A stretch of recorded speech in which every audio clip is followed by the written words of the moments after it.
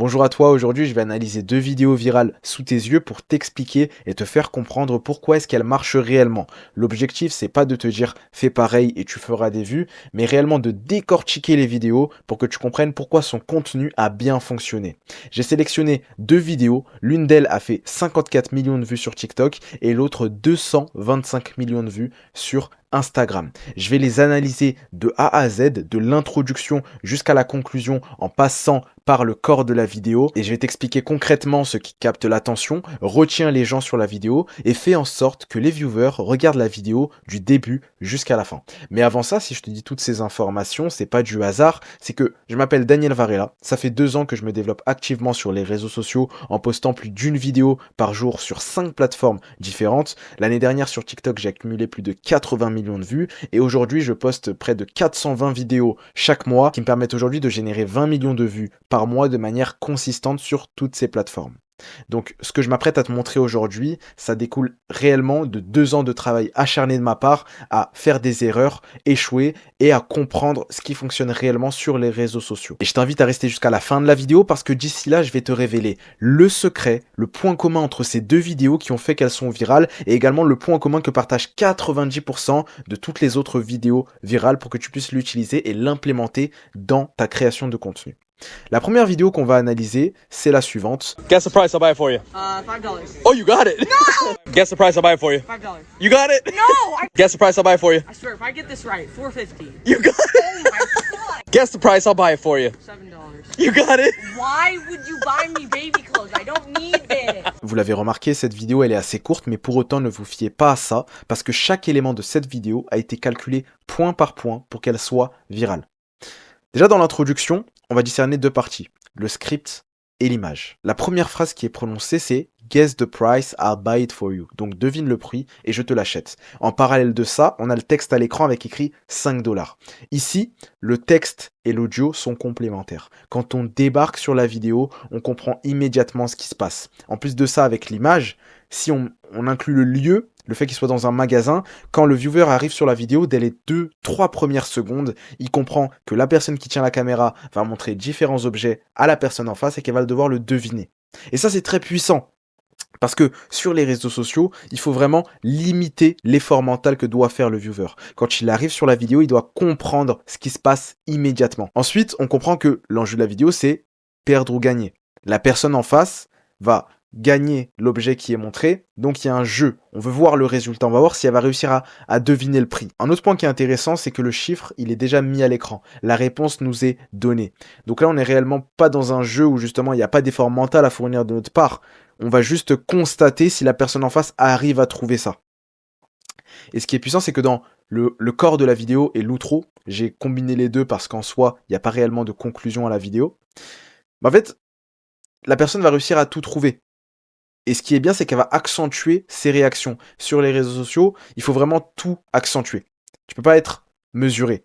Soit tu es content, soit tu es très content, soit tu es très triste. Mais il n'y a pas de je suis mi-triste, mi-content. Il faut accentuer tout ce qui se passe.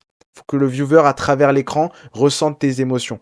Il faut se dire que la personne, quand elle consomme TikTok et qu'elle va tomber sur ta vidéo, elle aura déjà consommé plein de vidéos auparavant. Plein de vidéos. Ta vidéo, ça devient limite une commodité. Donc, il faut que tu lui donnes de l'énergie finalement, tu vois. Tu dois transmettre ton énergie à travers la vidéo. Donc ici, la personne va tout trouver et les réactions vont être accentuées. Bien sûr, je pense que la vidéo a été scriptée, mais ce qui est bien, c'est que le fait que la personne trouve tout, les conséquences, c'est que ça crée des débats dans les commentaires. When you try and pretend you didn't know the price.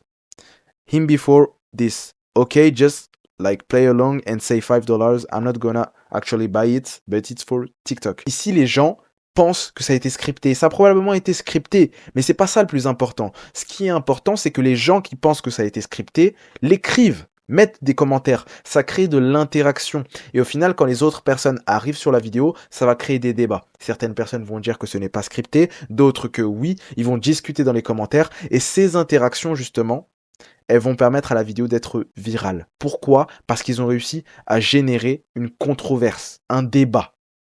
Cette curiosité de savoir si la personne va réussir à gagner va petit à petit se transformer à la fin de la vidéo en un avis. Est-ce qu'ils ont scripté la vidéo ? Oui ou non. À présent, la seconde vidéo qu'on va analyser, c'est la suivante.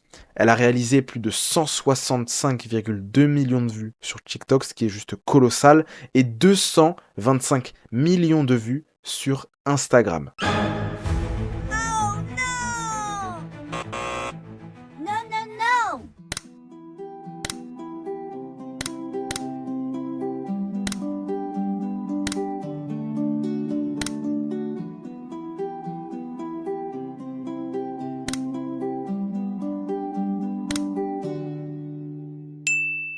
Avant que je vous révèle le point commun que partagent ces deux vidéos, on va d'abord décortiquer celle-ci. D'ailleurs, je vais enlever mes lunettes parce qu'il y a des reflets avec la lumière.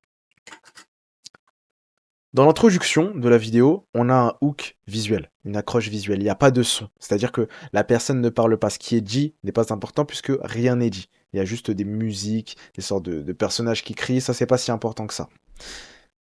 Le hook visuel, il va choquer. On a peur. La personne va peut-être se noyer.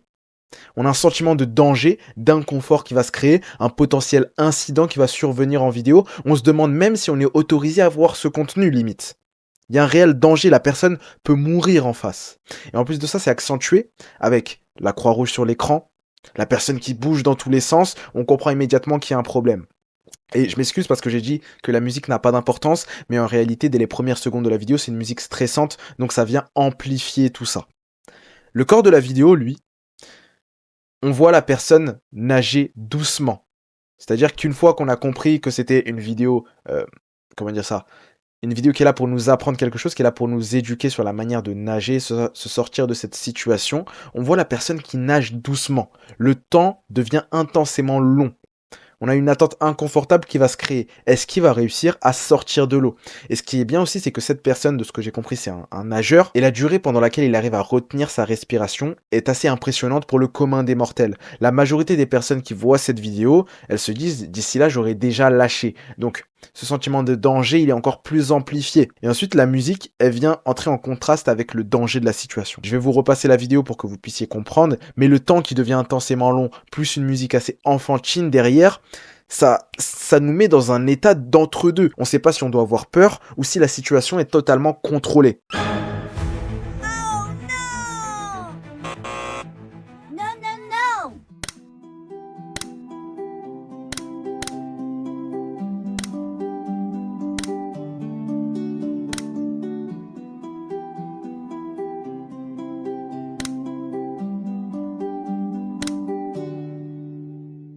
C'est extrêmement long.